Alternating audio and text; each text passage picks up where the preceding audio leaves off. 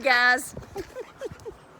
It's pet day, and I've seen a lot of your pet pictures that you sent in. Thank you for sending those in. Today, we're going to be here in the next 2 chapters of our chapter book. Yesterday, we finished with chapter 2 and 3, and at the end of chapter 3, you probably remember that Jeannie B had found something she was looking for in the top drawer of her table, her bedside table.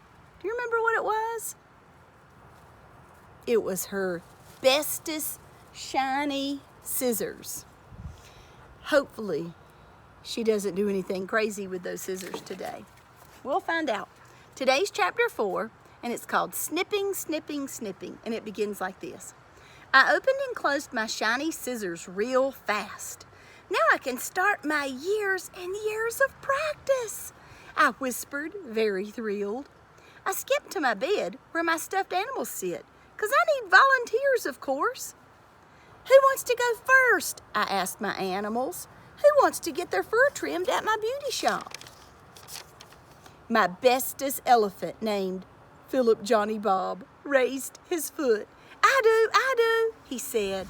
This is what it looks like as she has her stuffed animals gathered around her. Do you see Philip Johnny Bob? He said he wants to go first. Well, she pretends that he says that. I hugged him very tight, 'cause that guy is always a good sport. That's why. I picked him up and put him in my beauty chair. I sat him on lots of pillows so he would be tall. Then I kept on looking and looking at his fur. Yeah, only here's the problem, I said. Your fur is made out of softy gray velvet, and softy gray velvet is short and smoothy, and so I can't even trim you. Philip Johnny Bob did a sad sigh. You know what a sigh is like. I patted his head and put him back on the bed. Just then, I accidentally stepped on something. I looked on the floor, and guess what? It was my slippers that looked like bunnies. Us, trim us, they said, real squealy. Hey, yeah, 'cause you have the beautifulest long white fur I ever even saw. And so you guys will be perfect, probably. I quick picked them up and put them in my beauty chair. After that, I skipped all around them and I snipped their long white fur. I sing a lovely song. It is called Snipping, Snipping, Snipping Their Long White Fur. It was the funnest fun I ever even had. After I got done, I held them up to the mirror so they could see themselves. But they did not smile. We're baldies, they said, real soft. I did a big breath at those guys. Yeah, only I already know you're baldies, but that's not my fault, 'cause you kept on wiggling while I was trimming you, I said. I petted their heads very nice. Don't worry, I whispered. 'Cause bunny fur probably grows back. Probably. I'm almost sort of positive. Then I hugged them real gentle and I throwed them under my bed 'cause I didn't want Mother and Daddy to see them, that's why. After that, I got in bed and did a sigh. This job was going to take more practice than I thought. And that's the end of chapter 4. Now there was one more picture to share with you. This is a picture of Jeannie B as she is showing those bunnies what they look like. Now remember, they're not real, but she's pretending that they're real, and she's pretending that they called themselves baldies after her work. All right, now we're going to move on to chapter 5, and chapter 5 is called Teddy and Tickle, and it starts like this. My bunny slippers didn't grow their fur back. I peeked at them for the whole entire weekend. Only no fur growed at all, not even a teensy fuzzy. On Monday at school, I didn't feel like playing at recess. My bestest friend named Grace put her arm around me. What's wrong, Jeannie B? She said. How come you don't want to play today? Think about how that makes you feel. if you're kind of sad and lonely on the playground, and then you've got a good friend who comes up and wants to check in on you and see how you are. Makes you feel good. I hanged my head real glum. I'm sad because bunny fur doesn't grow back. That's why, I said. Only, who knew? And so now, I can't be a beauty shop guy when I grow up, probably. And that was my hopes and dreams.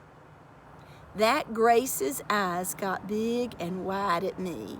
Hey, me too, she said. Being a beauty shop guy is my hopes and dreams.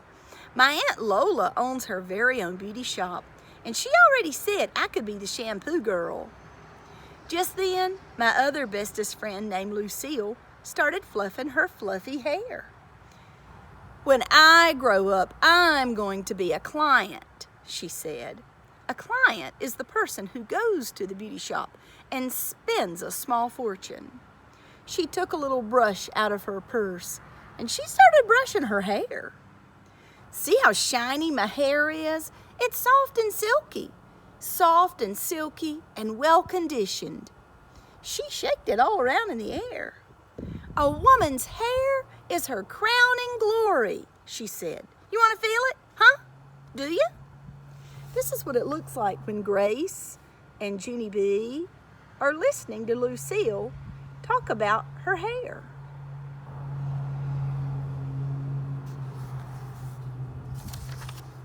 After that, she shaked her hair all around in the air. You're getting on my nerves, I said. Just then, that Grace clapped her hands real loud. Junie B, I just thought of something. Maybe Aunt Lola will let you be a shampoo girl too. And so both of us can be shampoo girls together. I did a gasp. Really, Grace? Do you really think she would? Really? Really? Then I hugged that Grace as tight as I could. 'Cause guess what? My hopes and dreams were back. After I got home from school, I ran to my room speedy quick. I grabbed my fuzzy teddy off my bed and I zoomed to the bathroom. My grandma, Helen Miller, shouted hello excuse me. My grandma, Helen Miller, shouted hello at me. She was in the nursery with my baby brother, Ollie. Hello to you too, I shouted back. Only here's an important message. Let me get some water. Woo.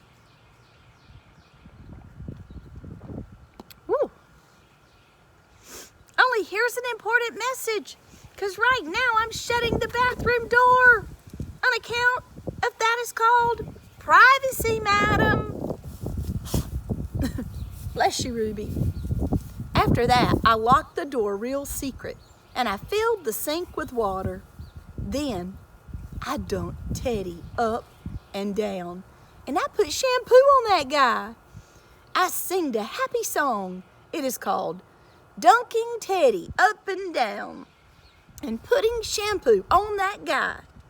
Only too bad for me, because pretty soon Teddy's head got soaky wet with water and he couldn't even hold it up that good. It flopped all around his neck. I stood him up in the sink. He was a giant sog ball. I felt sickish in my stomach. That's how come.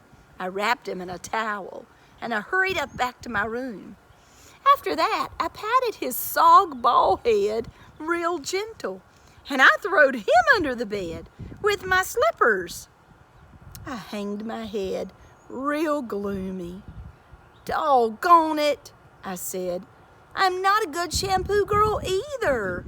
And so now I can never work at Aunt Lola's with that Grace probably. Just then, my dog named Tickle scratched at the door. Go away, Tickle, I said. I am not in a playing mood. But he kept on scratching and scratching. I opened the door a teeny crack. I said to go away. Don't you even understand language? Only too bad for me, 'cause Tickle springed right up and he knocked open the door and he runned into my room. He zoomed around and around in circles. Then finally he got dizzy and pooped, and he flopped down on my rug. I looked closer at that fellow. I said, your fur is kind of tangly and matty, only I never actually noticed that before. Tapped on my chin. Maybe you should come to my beauty shop for a trim, because I already had practice, and so I can do better this time, I believe. I did more thinking. Hey, yeah, and here's another good thing. Dog fur grows back, right, Tickle? And so what do we have to lose? That's what I'd like to know. I zoomed to my desk and got my shiny scissors. Then I hurried back to Tickle and I gave him a hug and I trimmed his tangly, matty fur. And that's the end of chapter 5. Oh my goodness. I wonder what her parents are going to say when they see Tickle and realize that his tangles or his mats of hair have suddenly disappeared and that his hair is shorter. I don't know. Not so sure that was a good idea, Junie B. Jones. Tomorrow we'll hear chapter 6 and 7. Chapter 6 is called The Trouble with Tickle. And chapter 7 is called The Terriblest Trouble. Ooh, I bet I know what that's going to be about. I can just imagine. Oh well, have a good afternoon. See you tomorrow.